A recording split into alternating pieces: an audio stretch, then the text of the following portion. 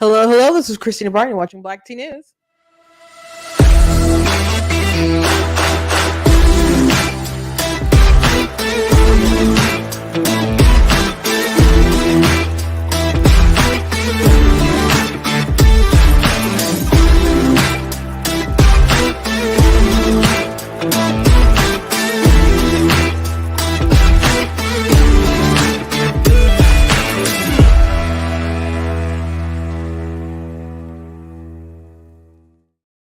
Hello, hello. Happy Monday.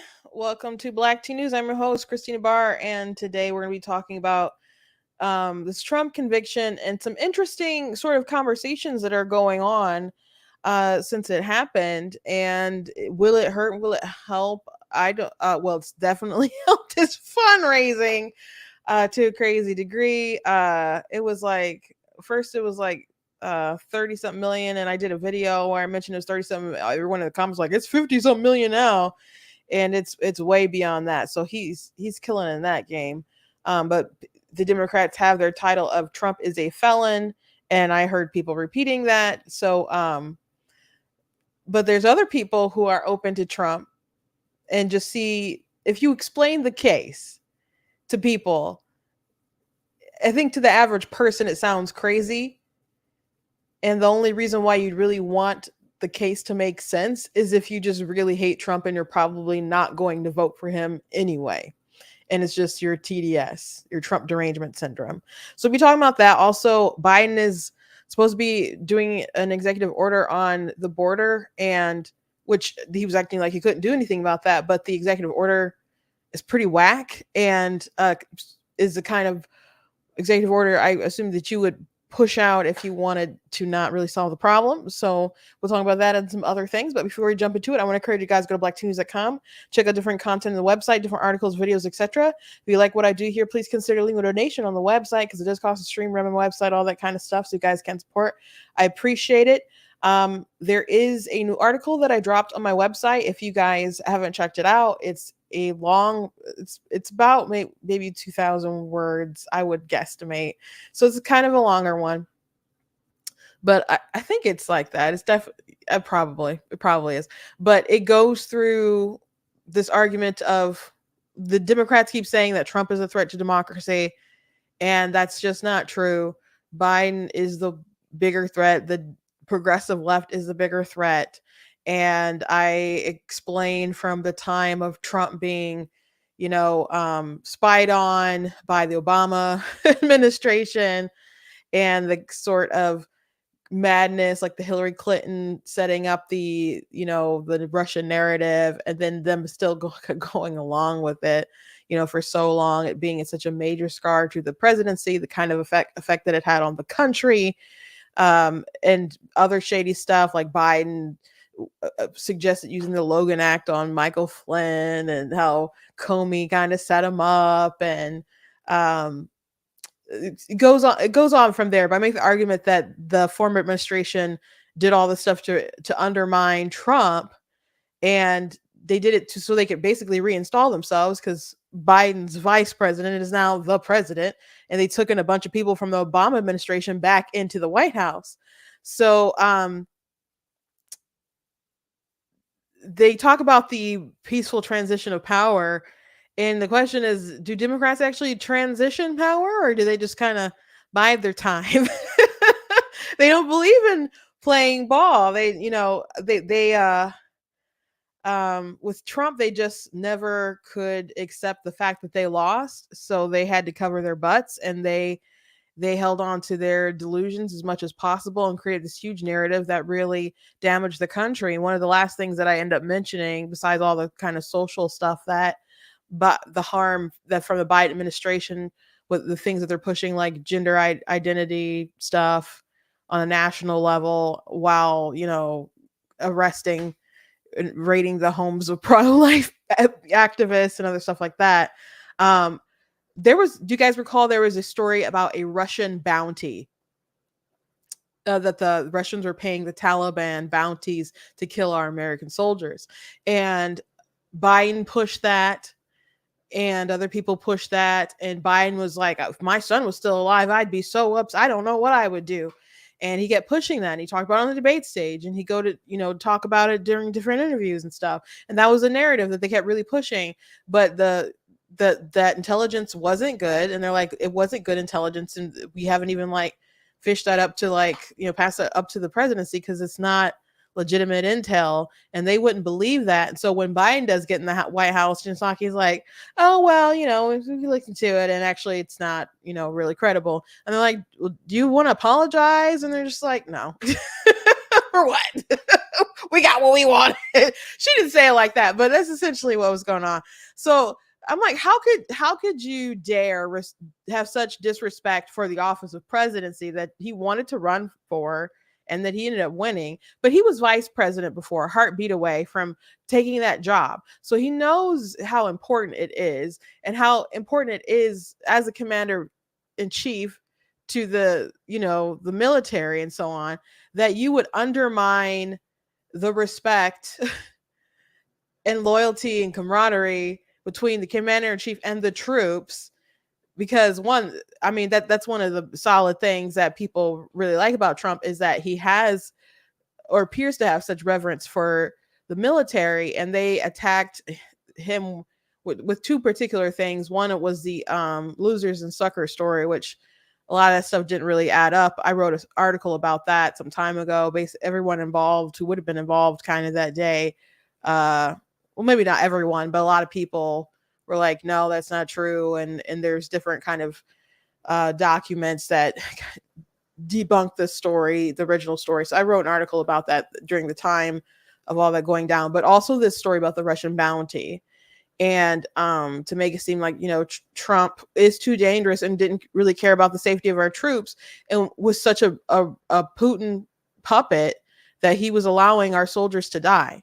So to push that sort of lie out into the atmosphere over and over again, and you can say, well, there was some intel, so there was some reporting on it. I was just going by the report. It was a very serious allegation with very serious repercussions, and it was not right. And it's only the tip of the iceberg with this dude, but he's definitely the bigger threat to democracy. They don't care what they have to do, how they have to break the country in order to be able to rule over the pieces that are left behind. So our country has proven, even if you don't like Trump, even if you feel that he is a threat to democracy or whatever, and January 6th and the I actually won the election, all that stuff, I think our institution has proven that we can survive Trump, but Biden is trying to make it so that our system doesn't last at the end of the day, because they want such short-term gratification. Or maybe it's not just short-term. A lot of the things that they're doing at the border and other things will have long-term gratification for them. What they're doing, undermining the courts and trying to eventually pack them, will have long-term, very terrible repercussions. The sort of judges that he's picking, like ones that have put serial child rapists. It's so unbelievable. But those are the kind of people that Biden promotes to go on the bench, nominates to go on the bench. It's going to have long-term repercussions as well. So you can really not like Trump, but at the end of the day, Biden does not need to be president, and the people who have encouraged his nonsense need to be ostracized from power. I wouldn't even trust them flipping my burgers, but that's about as qualified as they need to be doing stuff. But they do not need this kind of power. They are a danger. So anyway, that's basically the gist of the article. I'd encourage you guys to go check it out, read it, share it. It did take a lot of time to write, to put it together. I will try to maybe make a video form of that, and I hope when I do get around to making that you guys will share that around, because it is an important thing to push back on.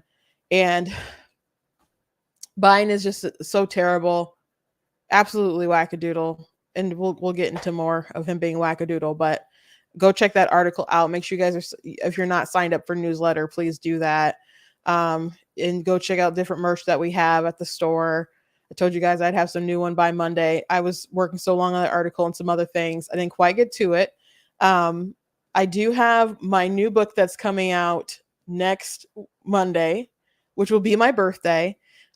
So it's a sequel to The Dark Mermaid. So the sequel is called The Sea Witch. So if you haven't read The Dark Mermaid, go ahead and get The Dark Mermaid and go and you can order The Sea Witch. If you read on Kindle, you can pre-order it now.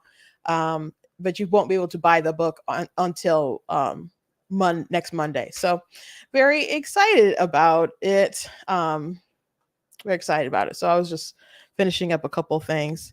Thank you. Thank you so much for the early birthday wishes. I appreciate it. Appreciate it. Yeah.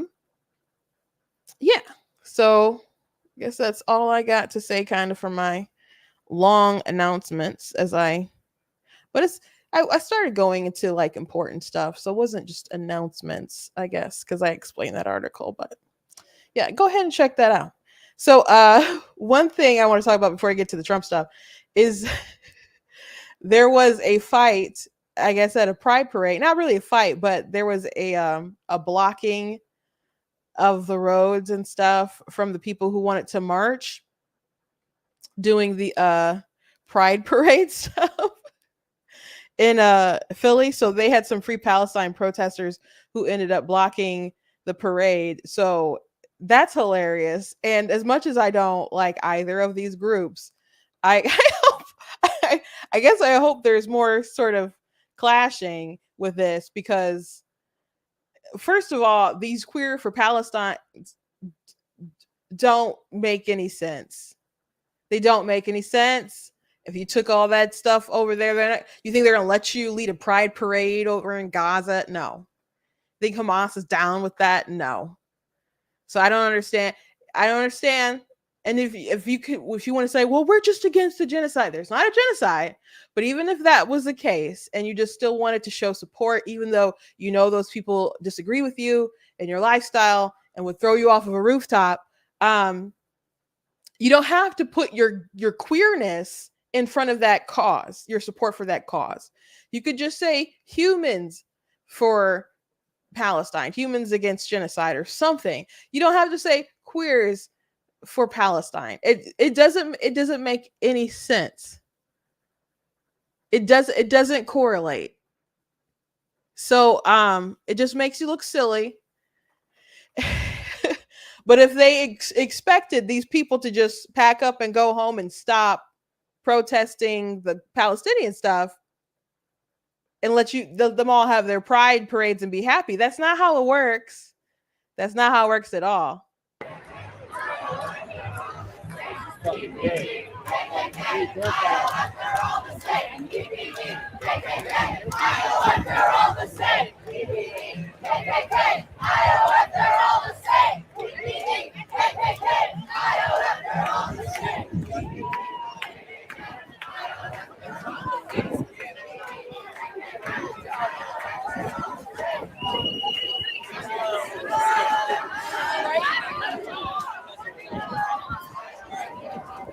Yeah, so people were laughing about the Free Palestine stuff. I hope there's more little things like that.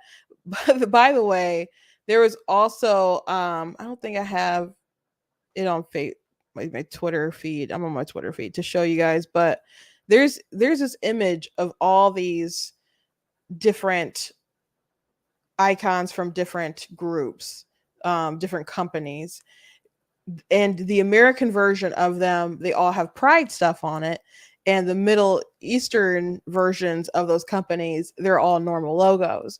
So someone asked BMW about it, and BMW responded in the comments to something, we all know is true, but someone said, how come you don't proudly display your logos prides on your Middle East posts?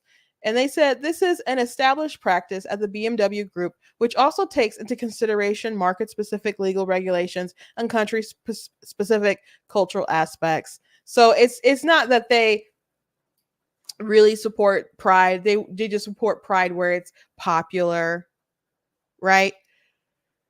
They only support it where, I kind of got to tickle my nose. If I end up sneezing, just I feel it coming. That's why I'm looking a little weird. So it's fine to push pride in the US where everyone is tolerant and if you basically everyone has drunk the Kool-Aid, everyone's doing their allegiance, it's kind of like a, I don't know, humiliation ritual or something, just to show fealty to the LGBT mafia. All these companies just, I don't know how much they want to do it or feel like they have to do it, but they're not going to do that with the Middle East because they don't want to lose business. They don't want people to protest or whatever. They know those, they won't stand for it. They don't like that stuff. So I guess if the US doesn't want to see all this stuff and it continue to be a thing, you have to not take up swords and arms and stuff, like I'm sure maybe they're concerned about it happening maybe overseas, but just don't buy into it. Don't go along with it. Complain, or I don't know, you see something in the window you don't like, maybe this month you're not shopping there. So the tide's kind of against us on that front, but if money and cultural stuff at the end of the day is what they're all kind of adhering to, it kind of sounds like they can snap backward if there's enough of a group outrage or whatever, where we're just like, you know what, we're kind of sick of it. So that's up to us. So anyway, I want to tell you guys about my weekend. I won't get into specifics, but I went to an event the other day, and I was in a room with it wasn't a political Republican sort of event.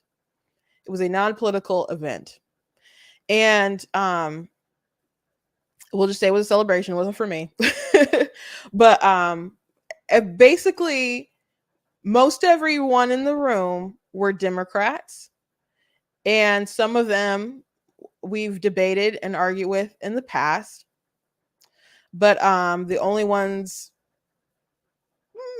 for sure, my immediate family who was there, but room mostly full of Democrats, people have known who've voted for Democrats, Whitmer, Biden, Obama, etc.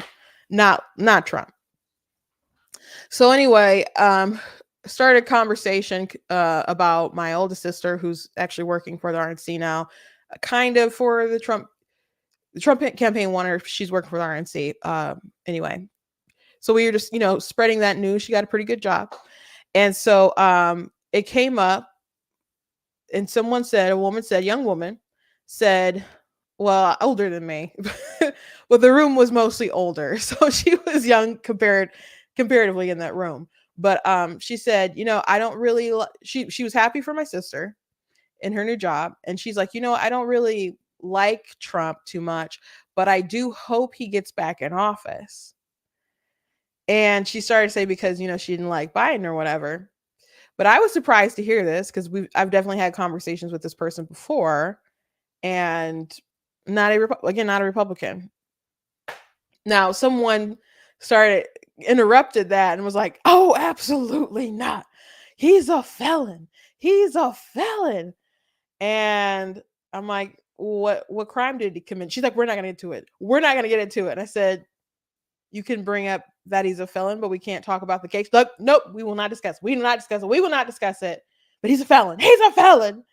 And so it was a little awkward. So I was like, okay. And me and my sister just kind of like shifted, eased away to other tables to, say our hellos and stuff. And then we had our dinner and stuff. And so after, we finished our dinner, the original person who said, oh, well, I want Trump to get back in, we started talking to her. And so she doesn't like Biden, and she feels like he's doing a bad job. So she hopes that Trump gets back in, because apparently Trump did a better job than Biden. And again, this is not a Republican that I am talking to. This is someone who I've argued with regarding politics before. Someone who lives in Detroit. So it's interesting. It's very interesting. And so the case didn't seem to bother her too much, but then I started explaining the case and in the breakdown of it and how he didn't really break um campaign finance law. And after I got done explaining it, she said, "Oh, so they treated Trump like they treat black men." So whether you guys were, agree with that kind of statement or not, that's what's in their heads. That's the narrative. So they're like, "Oh, he's getting treated unfairly by the justice system, just like other people get treated unfair by the justice system." And then I started talking about Jonathan Majors, who was going to play Kang the Conqueror and got caught up with his girlfriend in that whole trial. But Alvin Bragg was behind that too. And I thought that was a messed up case. I'm like, how you going to charge him? And there's video of his girl chasing him down. He's running, trying to get away from her. How hurt was she if she went out partying with strangers and was charging up his card? And then Jonathan Majors took pictures of himself with scratches and blood and stuff on him from the way that she attacked or fought him. And they told her, we won't charge you if you testify against him. So people can see, and she wasn't aware of that case. I had to lay out some of those details too. But people trying to tell me that the jury's always right, or they always get it right. Of course, we have appeals and other things like that. Sometimes people don't get it right. And I don't have just this Trump thing to go on. I'm like, not too long ago, I didn't like the Jonathan Majors case. And there's other cases that I didn't like the outcome. The other people like the outcome. But if the outcome was the other way, they would say this was an injustice, etc., blah, blah, blah. If what would have happened if Kavanaugh wasn't charged? Don't you think that there would have been just an eruption of violence and looting and other things like that, like there had been? Probably that's what people are kind of like afraid and been prepping for. So now all of a sudden, Trump gets this conviction. He's found guilty for falsifying business records with no underlying crime. Really. And now Joe Biden and the Democrats are like, "Oh, you can't question. Oh, it's so terrible. Donald Trump questioning what happened. Like, how dare you? You're undermining the faith in the justice system." Yeah, y'all would do the same. Y'all have done the same. So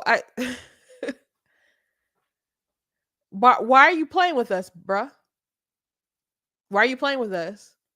If somehow, miracle from the Lord, if the jury in Manhattan had somehow decided that Trump wasn't guilty, I just don't feel like that Biden would be all like hunky dory about it.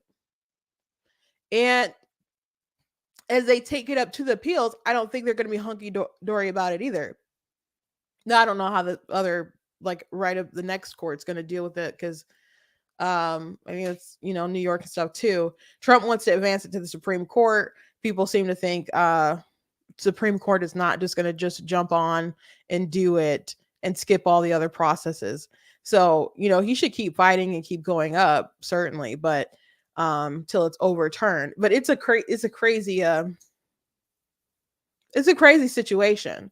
And I explained to her that the judge gave money to a campaign, and the line item was like to defeat the Republicans and Donald Trump. That doesn't give you great confidence about that person being your judge or Alvin you Bragg, basically campaigning on that he could take Trump to court and be successful in taking him to court. So they wanted to take him down, and anyone who's honest is aware of that and they know that. So I just thought it was interesting, again, that there are Democrats out there who are like, I don't like Biden. That's pretty much, I think maybe most people don't really like Biden, but they'd rather vote for Biden than Trump. But there's a lot of people out there who are so disgusted by Biden, know that he's doing a bad job, even in areas where they would normally vote Democrat. And they're like, man, I hope Trump gets back in. Like, they know things were better. So that question of, were you better a couple years before, but when the last guy was in, I think that's a powerful question. I don't know all the reasons why she's not into Biden, but Biden is weak and he's frail and he's corrupt. He's bad on foreign policy. It's been a disaster. The economy's not good.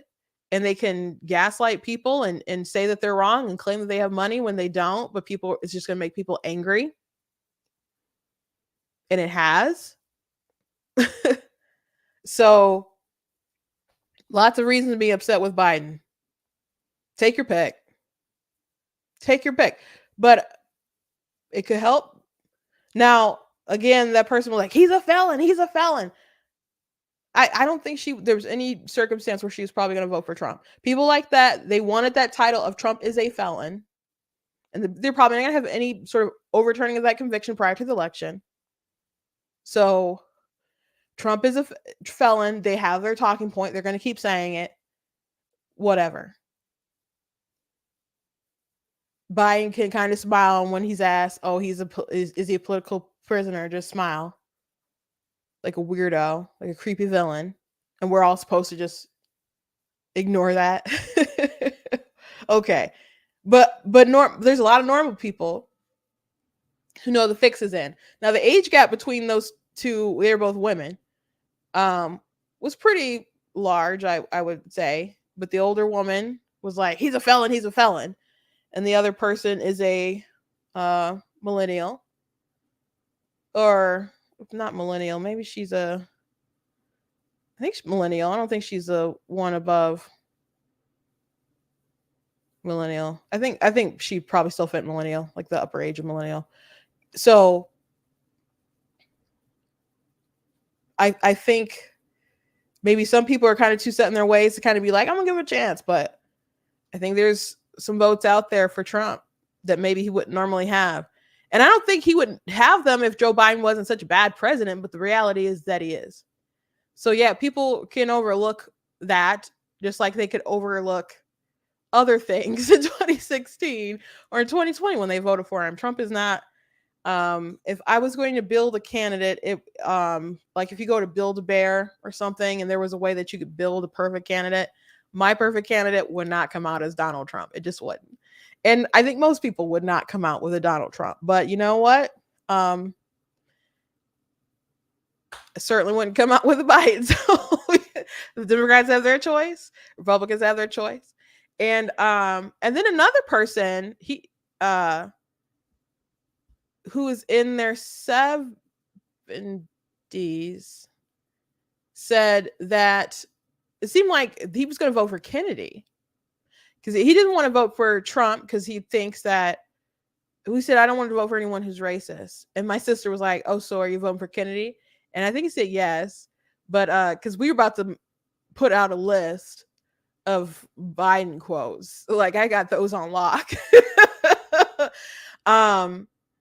But you can say, why did you take all the time to explain that Trump isn't racist? That was not worth my time that day. That was not worth my time. But I thought it was interesting. Biden is not a good candidate for the Democrats. He's not. He's really not. And he wasn't before, I think. But the country was in such dire circumstances with lockdowns and COVID, and people just had this panic within their hearts, and there was the racial stuff, and Trump was basically the face of evil. And Biden's like, we're running to save the soul of the nation. So they have their whole gimmicks, but it's not going to work this time. Or I don't know how well it will work. It won't work as well as it did before anyway. But the main issue is that Biden is a bad president. And I think there's more people than you realize looking at the situation and seeing that he was maybe treated unfairly and are willing to just kind of overlook that. Now, I don't know what's going to happen if he's sitting in prison. I don't know how people's views of that might shift. He'll get an extraordinary amount of money if that's the case, and there'll be high Republican turnout, perhaps. But but you do need that crossover from independents and other folks as well. So, anyway, there was some interesting threads that I wanted to go through about the trial itself. So the crime was falsifying business records, and there wasn't any evidence of that. I mean, well, it's a misdemeanor what they charged him with, and so the statute of limitations had run out, and so they needed to connect to another crime, and so they're saying that basically there was a campaign finance thing, but there's really no evidence of that. You're not supposed to pay off porn stars with campaign finance funds. It's just not how it works. That's what they're trying to claim. And if Trump had done that originally, I 100% believe that the FEC would have got him. Maybe Bragg would have tried to get him too. But you cannot convince me that he was supposed to write all that stuff. It just doesn't work like that. So I want to read a thread from a former FEC commissioner. And if you follow me on TikTok or one of my accounts, I already shared a video that he did about a year ago that pretty much explained all this. But this is Brad Smith, and he is a former FEC chairman. So someone was like, oh, he's unsure about whatever went on. So Brad Smith retweeted it and it started to explain. And so, by the way, Brad Smith wanted to go explain the election, finance stuff to the jury. But I guess the scope of what they would even allow him to talk about was so minimal that the Trump team just decided not to go with it or whatever. But what he says is valuable. Let's take a stab. Falsifying business records under New York law is a misdemeanor unless done to hide a crime. Bragg says that crime was a violation of the Federal Election Campaign Act or of a New York statute making it illegal to influence an election by unlawful means. But if the latter, what is the unlawful means? An alleged violation of FECA. So when it comes down to FECA, there are two potential violations here. One is acceptable of an unlawful contribution by the campaign. The other is incorrect reporting of a contribution by the campaign. Either way, we have to have campaign contribution that allegedly occurred when Cohen advanced money to pay Stormy Daniels' settlement. FECA defines a contribution as any payment made for the purpose of influencing an election. The 2016 max legal contribution was $2,700. This looks bad for Trump. It's pretty easy to conclude the payment was made to influence the election by buying Daniels' silence, right? And Cohen paid Daniels $130K, way over the limit. Well, it's not so simple. First, let's clear up something. Cohen just loaned the money. He was paid back and then some. He was stealing money, y'all. So where, some ask, is the contribution? But this is not a winner for Trump. Under the law, a contribution includes a loan unless made in the ordinary course of business. But for context, note that there is no limit on how much Trump can contribute to his own campaign. By October 27th, when Daniels was paid, Trump had already spent 60 million of his own money on the campaign. It would have been easy for him to toss another 130K, right? Now back to that definition of contribution. If they bought Daniels' silence to influence an election, what the prosecution alleged isn't that a contribution and also campaign expenditure, which mirrors the contribution definition? Well, no. First, common sense. We know that a campaign expense is not literally any payment made for the purpose of influencing an election, and reading the statute that way would be way too broad. For example, in 1999, Bill and Hillary Clinton bought a house in New York. One reason they did so was that Hillary could run for US Senate from New York. In other words, the expenditure was clearly done in part for the purpose of influencing an election. It is a campaign expenditure under FECA? Of course not. Is it a campaign expenditure under FECA? No, of course not. Common sense. How about if a would-be candidate pays a lawyer to seal old divorce records because he's afraid that if revealed, they would be damaging to his candidacy? Campaign expense? No, clearly not, even though done for the purpose of influencing an election. Or suppose a business owner wants to settle pending lawsuits against his business before running for Congress. He thinks the lawsuits are BS, but he's afraid of the press will make it a big deal of the allegations. Can he pay the settlement with campaign funds? The answer obviously is no, even though there is no legal obligation to pay them, and the settlements would be paid specifically to influence an election. In fact, in each of these examples, it would be unlawful to make the payments with campaign funds. This is because FECA also prohibits using campaign funds for personal use. What is personal use? Under the Federal Election Commission regulations, and the FEC has primary authority for interpreting the law. It is any obligation that would exist irrespective of the candidacy. Indeed, the FEC regulations make clear that a mixed motive doesn't make something a campaign expense if the obligation would exist irrespective of the campaign. Paying it with a campaign funds is personal use and therefore illegal. Certainly, Daniels used the campaign to pressure Trump and for the most money she could. The timing affected the value of her allegations, but the obligation did not exist because Trump was a candidate. It predated his candidacy and was not created by him being a candidate.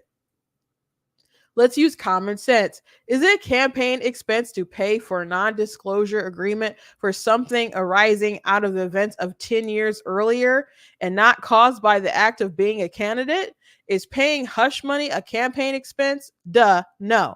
And we wouldn't want it to be. We don't want candidates using campaign funds to pay personal expenses, whether new clothes, a weight loss program, a gym membership purchased to help the candidate look better, and therefore for the purpose of influencing an election. And certainly not to pay non disclosure agreements to keep embarrassing info hidden. In summary, for the purpose of influencing an election is an objective standard. The motive of the donor or spender doesn't matter. So, what are the expenditures? Paying campaign staff is a campaign expenditure. Buying ads for the candidate, paying fundraising costs, paying a campaign accountant, paying for paying for polling, traveling to campaign events, basically all the obligations you incur solely because you are campaigning for office. The FEC's approach is consistent with the U.S. Supreme Court, has consistently held in every case since FECA was passed 50 years ago that its definitions of contribution and expenditure must be objective, not subjective, to avoid unconstitutionally vague. After all, almost any political act or communication could be considered a campaign contribution or expenditure. Protesting Genocide Joe for Biden Israel policy, that could have a purpose of influencing this fall's election. If an environmental group advocates for green policy, energy policies, Is that a campaign contribution? Doing so could shape views on the issue. And so, how people vote this fall, that might even be its purpose. Campaign contribution, expenditure. So, none of these things violate FECA, even though they are what we would normally call expenditures. And even though done for the purpose of influencing an election, again, it is objective standard. But none of this went to the jury, either as evidence or in instruction. Instead, the jury heard only from Michael Cohen and the prosecutors, who claimed this was clearly a violation of FECA.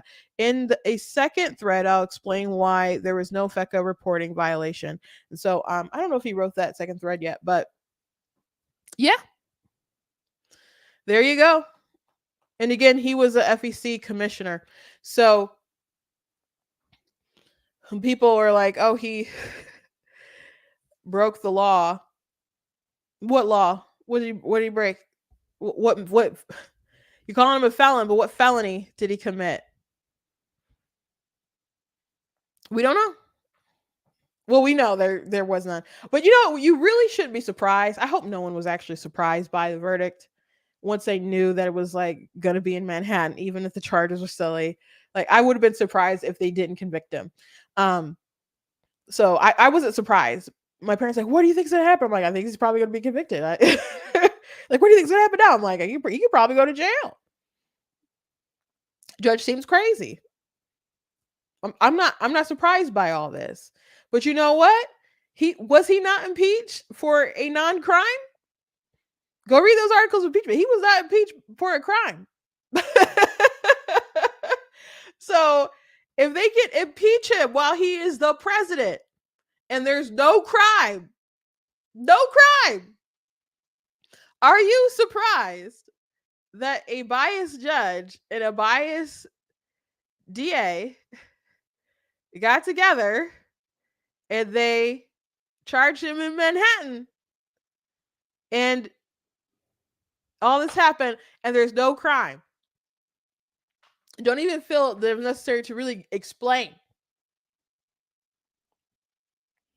Trump had not been convicted of a crime regarding this, and the jury just had to be told by Cohen, who they've learned stole all this money from Trump, who's a proven liar, has lied on the stand before, that it was a clear violation, and all they had to do was accept that. And maybe they're always going to convict Trump. Maybe there was just never any kind of way it was going to go a different route. So interesting stuff. I did a video last week. I think I maybe posted it on Friday or Thursday maybe. And it after the conviction, I went to that next morning I went on my Twitter, or X rather, and there's people.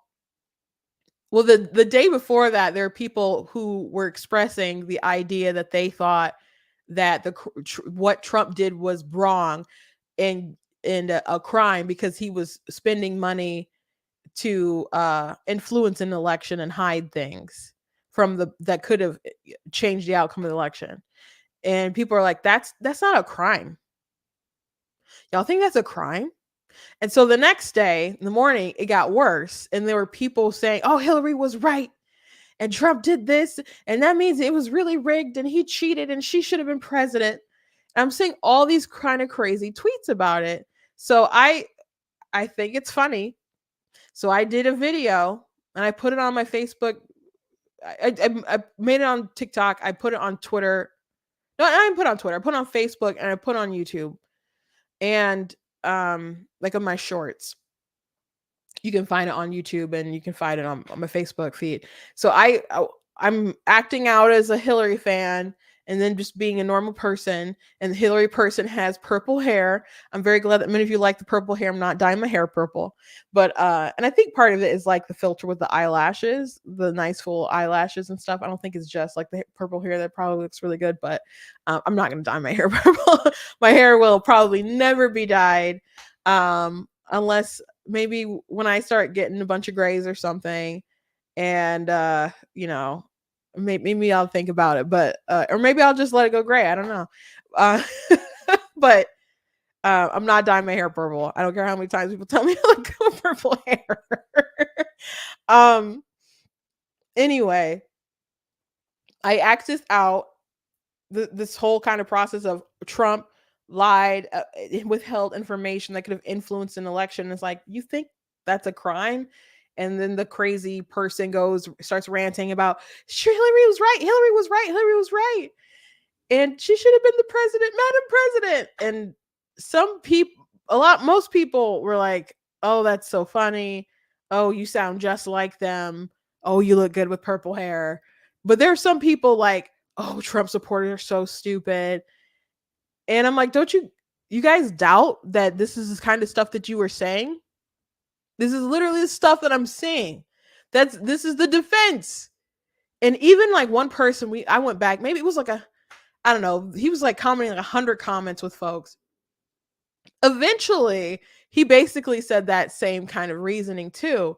But Hillary Clinton herself started to sell items that said she was right. So, so what does Trump's conviction have to do with her election? Let me show you this dumb little mug she posted. I don't know if it's just mugs or if it's t-shirts, but she shared this. So Hillary Clinton has this mug, not a great mug. But it says, turns out she was right about everything. Right about what? That he was, because people were like, she conceded the election. She also continuously, nonstop, said over and over again that Trump is illegitimate. He knows he's illegitimate. Something happened. You could do everything right and have it stolen from you or taken from you or whatever. I take accountability, but Trump is illegitimate and it's not my fault. Over and over again. So she's the original election denier. Megyn Kelly said that to Bill Maher during an interview maybe about 2 weeks ago, and he didn't remember or whatever. And so people start compiling, compilations of her, and I don't know if she showed it to Bill or if someone took that clip and clipped it in there. But Bill, I think he eventually like relented. It was like, well, it's not the same. Telling the American people that the current president is a Russian stooge is a pretty trash thing to do, especially when you invented the lie.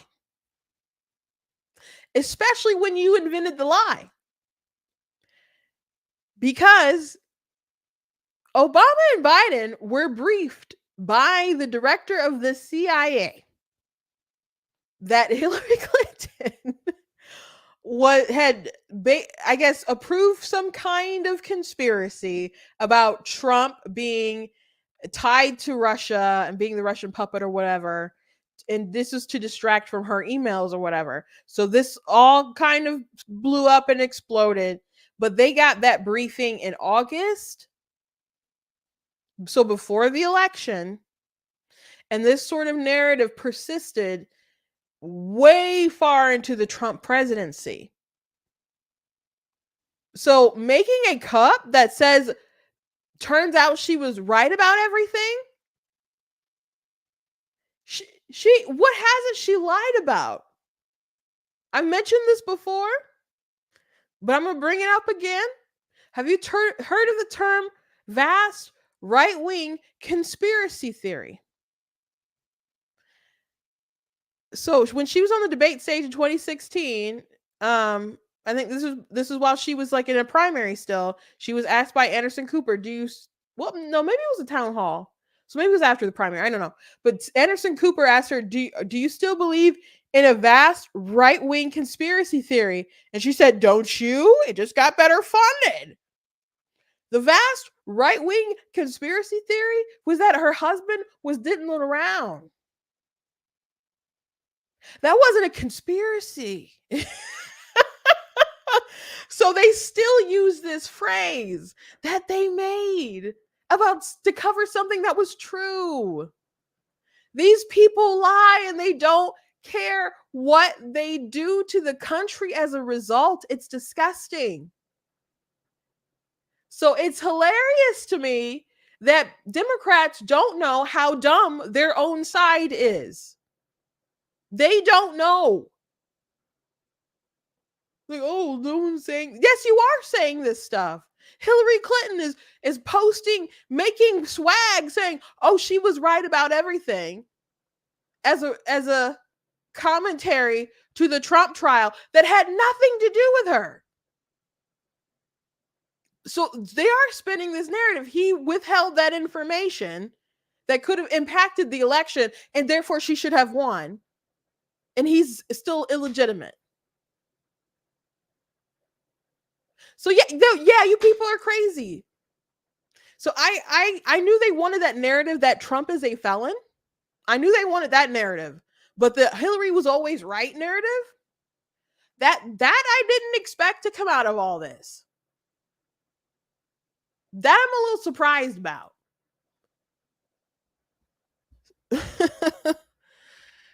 My sister said awful design on that mug. It's not good.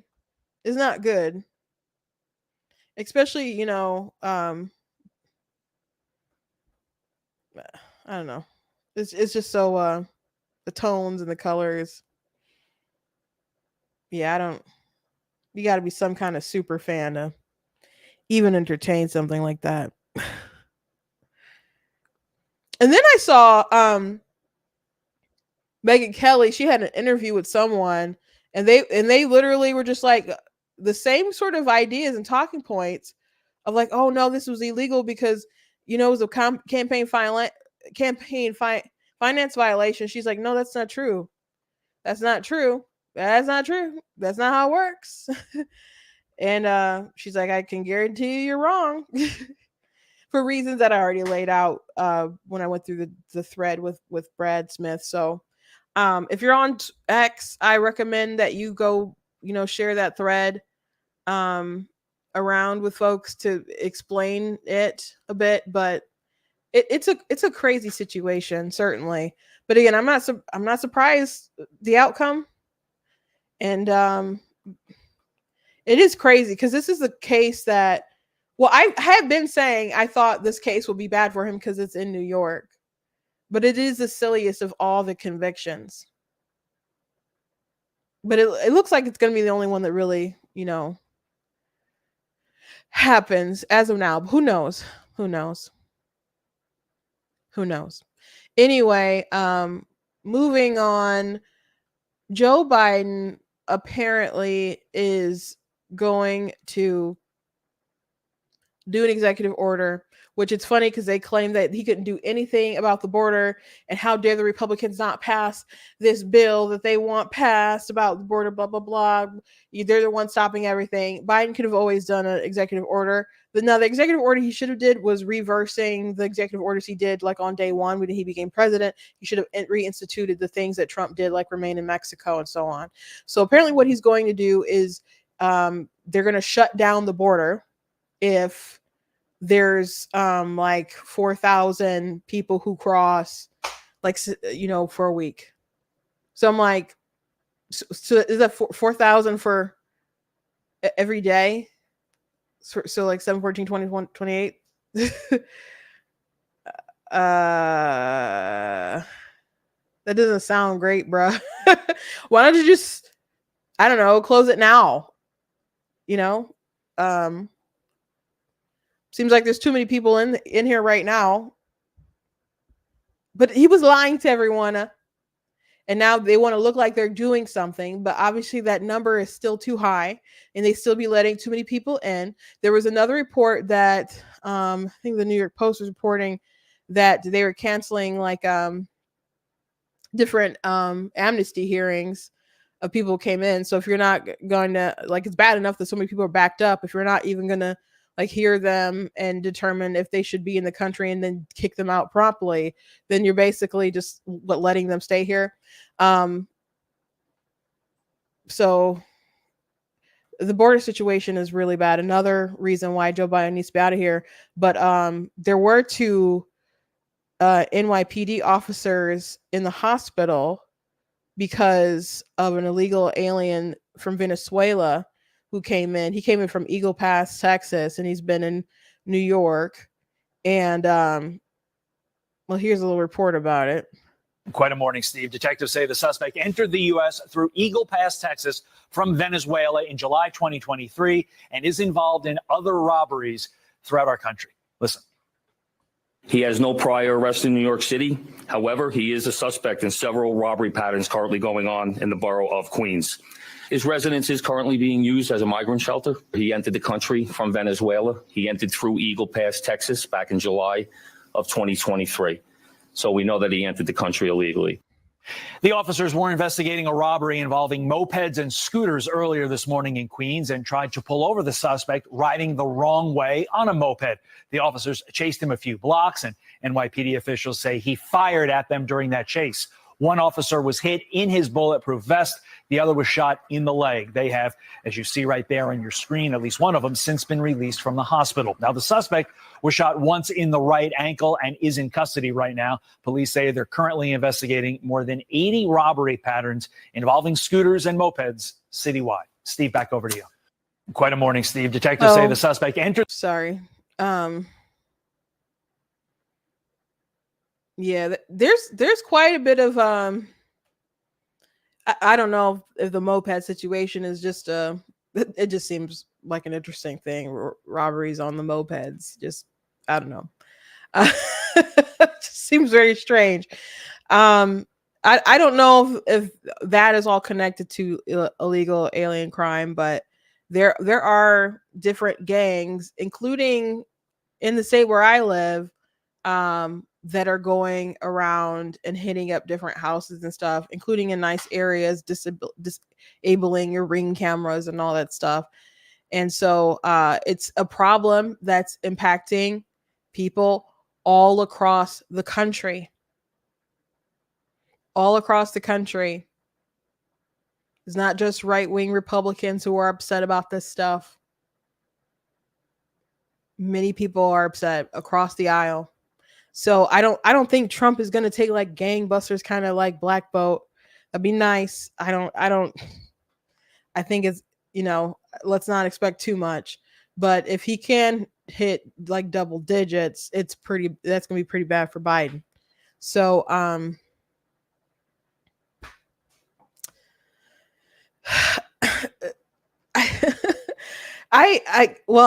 I guess maybe I'll have to ask my parents or whatever, because my parents definitely don't like Jimmy Carter and stuff. But is Biden like the worst? If you're a little older in the comments, is Biden legitimately the worst? I mean, he's appears to be the worst in my lifetime. You can let me know. He's pretty bad, man, and he's been bad throughout his whole career. Pretty corrupt throughout his whole career. By the way, the Hunter Biden gun charge trial is going to start soon. I think maybe tomorrow. Biden apparently met with his son's widow, who was dating Hunter at the time, who threw his gun away, like near a school. So that's a little weird. Kind of seems like, I don't know, could be witness tampering. That's what people are kind of throwing around. Could at least just kind of show like, hey, FYI, I'm the president, be careful about what you do on that stand, or be careful about who you convict or whatever, just, I don't know what'll happen. Hunter is obviously guilty of this gun charge. I don't know what will actually happen though. I mean, he obviously lied on his form about when he got the gun, because he had to sign off, whether or not you're addicted to drugs. And this dummy wrote in his book he was addicted to drugs at this time.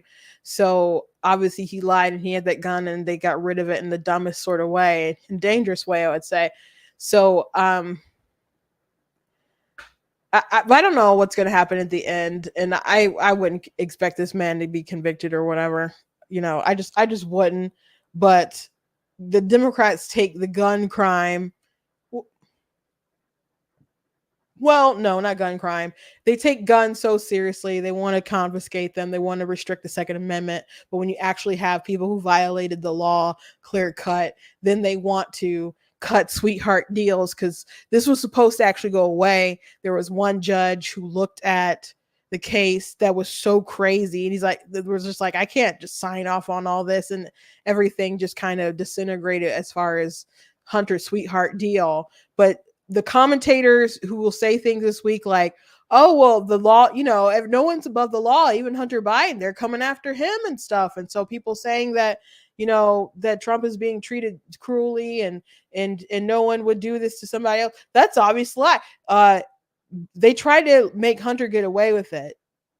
And there was a judge who stood in the way of that.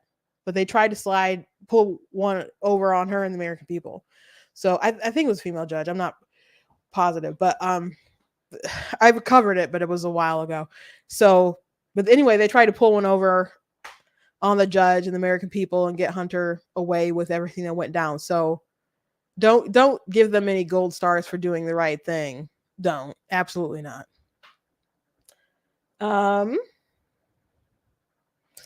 Anyway, thank you guys for joining me today. I hope you guys enjoyed the show. Please go to blacktnews.com, check out different content on my website, articles, videos, etc. Especially that article that I just put out. And I hope you guys will share that and enjoy that. You guys can also check out different merch on the website, different mugs and t-shirts. I think my mug looks better than Hillary Clinton's mug.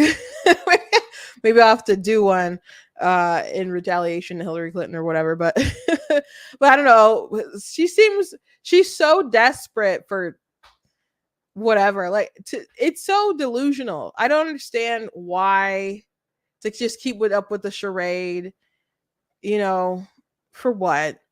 Just accept that you lost. You don't have to be such a real loser about this and keep lying to the American people. There's some things that should be bigger than you and your ego, like the health of the country. But whatever. These people are crazy. God bless you guys. I'll see you tomorrow.